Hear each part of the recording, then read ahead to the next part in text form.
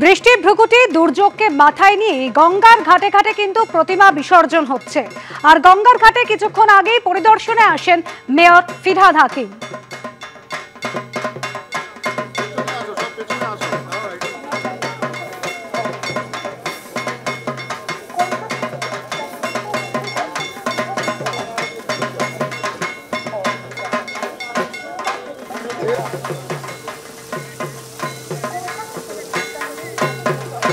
সকাল থেকে একে একে প্রতিমা নিয়ে আসা হচ্ছে। নিয়ম মেনে ঘাটগুলিতে কড়া নিরাপত্তার ব্যবস্থা করা হয়েছে এবং বিসর্জনের জন্য রিভার ট্রাফিক পুলিশের নজরদারিও রয়েছে। এই সমস্ত কিছু পর্যবেক্ষণ করলেন, পরিদর্শন করলেন মেয়র।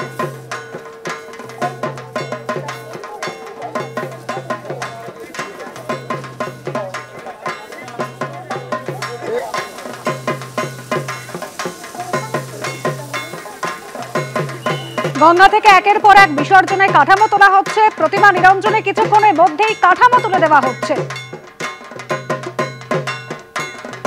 সরাসরি আপনাদের নিয়ে যাব বাবুঘাটে। আমাদের প্রতিনিধি অনির্বাণ বিশ্বাস রয়েছেন আমাদের সঙ্গে। অনির্বাণ, একের পর এক সকাল থেকে প্রতিমা এনে নিরঞ্জনে পালা চলছে। পরিদর্শন করলেন মেয়র ফিরহাদ হাকিম, জানিয়েছেন কিছু? একদমই তাই।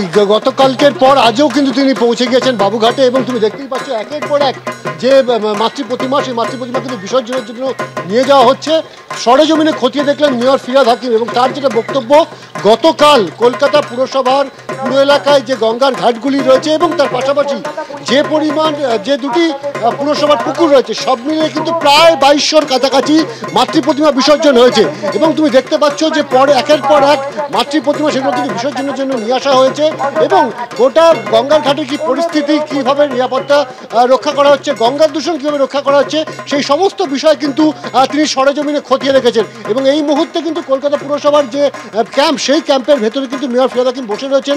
আধিকারিকদের সঙ্গে তিনি দফায় দফায় কথা বলছেন। আমরা একবার কথা বলবার চেষ্টা করবো তার সাথে। এখানে মেয়র নিজে বসে রয়েছেন এবং গোটা পরিস্থিতি তিনি খতিয়ে দেখছেন। মেয়রের সাথে কথা বলি। ববিতা, প্রথমেই আপনাকে বিজয়ার শুভেচ্ছা। এবং তারপর একটা জিনিস জানতে চাইবো, গতকাল প্রায় 2200-র কাছাকাছি মাতৃ প্রতিমা বিসর্জন হয়েছে, আজও আপনি পরিস্থিতি খতিয়ে দেখলেন, কি বুঝলেন? না, খুব স্মুথ আছে।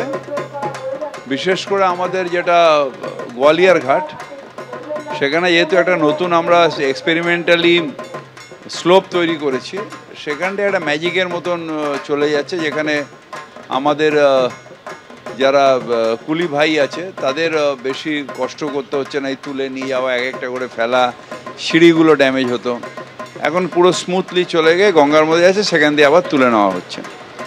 এটা যদি সাকসেসফুল হয় তাহলে অন্য অন্য ঘাটেও আমরা আস্তে আস্তে ওইরকমভাবে সিস্টেমগুলো তৈরি করবো যাতে খুব স্মুথলি হয়ে যায়। খুব বড় ঠাকুর যেগুলো আসবে সেগুলোর ক্ষেত্রে করা সম্ভব না, কিন্তু একটা সার্টেন হাইট পর্যন্ত ঠাকুর হলে ওই সিস্টেমটা খুব মানে কার্যকরী। রাজ্যের মন্ত্রী এবং শহরের মেয়র হিসেবে আপনার গঙ্গা দূষণটা নিয়েও মাথা ব্যথার বিষয় রয়েছে, সেইটার ক্ষেত্রে কীরকমভাবে কাজ হচ্ছে দেখছেন? এটা তো খুব ভালো কাজ হচ্ছে আমাদের। দেখুন, একটা 5 থেকে 10 মিনিট যদি পড়ে থাকে, এদের যে রংটা লাগায় তার মধ্যে একটা সীসা থাকে, সেই সীসাটা বেরোতে পারে, কিন্তু তার আগে যদি তুলে নেওয়া হয় তাহলে ওই ডাইলুটেড হওয়ার টাইমটা থাকবে না। সেই কাজটা, কারণ গঙ্গাটা আমাদের কাছে খুব এক্সপেন্সিভ, কারণ সারা শহরের জল আমাদের গঙ্গা, মানে পানীয় জল গঙ্গার থেকে নেয়, এবং কোনো ট্রিটমেন্ট প্লান্ট সীসা বন্ধ করতে পারবে না, মানে ট্রিট করতে পারবে না। তাই আমাদের কাছে এটা খুব সেন্সিটিভ বিষয়, এবং সেটার দিকে আমাদের টোটাল কর্পোরেশনের টিমকে বলা আছে মানে রাখতে, যাতে একটা সার্টেন টাইমের পরে যেন ঠাকুর না পড়ে থাকে, মানে ভাসান হওয়ার পরে যাতে না পড়ে থাকে। তো এটা একটা বড় জিনিস। আর এরপরে তো শীত আসছে, আবার বায়ু দূষণ নিয়ে নামতে হবে রাস্তায়। শীতের কথা বলছেন, কিন্তু যেভাবে বাতাসে আর্দ্রতা রয়েছে স্বাভাবিকভাবে এই সময়টা একটা মশার উপদ্রব বাড়বে। ডেঙ্গু ম্যালেরিয়া কি সতর্কবার্তা দিচ্ছেন কিছু? হ্যাঁ, সতর্কবার্তা মানে আমাদের একটা হচ্ছে যে কর্পোরেশন তো তার সারা বছর ধরেই কাজ করছে।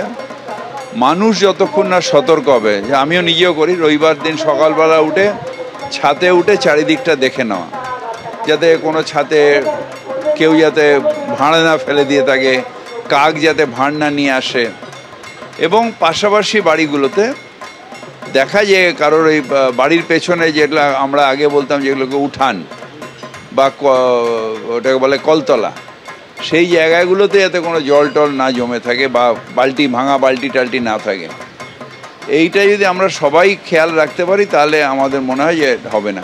বিশেষ করে পূজা কমিটি এখন যেহেতু ভাসান হয়ে যাবে, অনেক প্যান্ডেলগুলো আস্তে আস্তে খুলবে, এখন এগুলো অবহেলিত হবে। তেরপলের খাঁজে জল থাকবে, বাঁশের গোড়ায় জল থাকবে, যে পাটাতনটা করা হয়েছে তার তলায় জল থাকবে।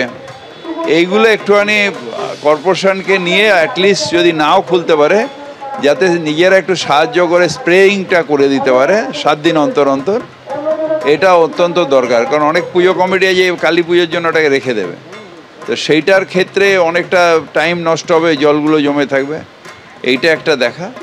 আর আমার মনে হয় যে এই এখন যেটা লো প্রেশার সেটা সরে গেছে ঝাড়খণ্ডের দিকে, আর ওদিকটা অন্ধ্রপ্রদেশের দিকে চলে গেছে, তো আস্তে আস্তে আমাদের আর্দ্রতা কমে যাবে এবং আবার শীতের আমেজ বা বসন্তের আমেজ আমরা 2-1 দিনের মধ্যে পেতে শুরু করব।